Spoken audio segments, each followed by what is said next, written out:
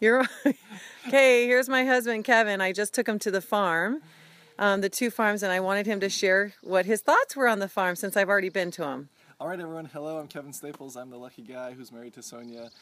We were here in Idaho. We had an awesome time visiting two of the Young Living farms here. The first one we went to was the Highland Flats farm up north of where we're staying, and we saw the Idaho Blue Spruce, balsam fir tree farm, and had an amazing time observing and watching and learning about how the seed to seal process works. And honestly, one of the biggest takeaways I had from that was that there's an amazing amount of work that goes on with people, manual labor, making sure that they're maintaining the quality of the product and producing the highest, the most amount and the highest quality amount of oil that they can out of each of the harvests that they do. The distillery was pretty amazing. The extraction process is really cool.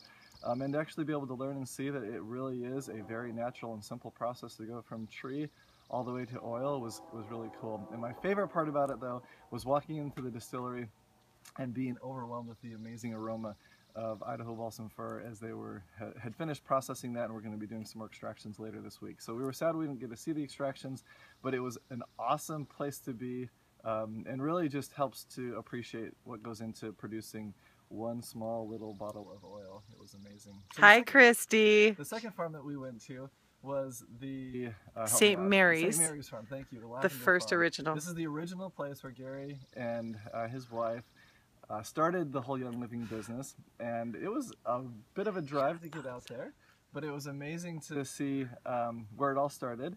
And to see the lavender fields up there. Now the lavender wasn't quite in bloom yet because they had a late season or late spring, so it's probably a few weeks out before it does go into bloom. But they've really consolidated the amount of lavender that they're producing there because they're producing it over in France and in Mona now. So that was neat to see. There wasn't a lot there, but the Melissa there was really, actually that was inspiring and amazing for a couple of reasons. One, Melissa, really, that's the only farm that Young Living has that can produce the Melissa. There's something just right about the St. Mary's farm, about location and environment and temperature. She's fragile. That allows the Melissa to survive and to flourish there. So that was pretty cool, but what was really actually eye-opening was how much work it takes to produce the Melissa. All of the plant that they will gather from the Melissa and harvest in order to extract the oil is an amazing and exorbitant amount of plants to result in a very small amount of oil. And the plants are quite delicate. We saw people out on the fields actually hoeing and weeding and just caring for the Melissa. But each plant is planted individually.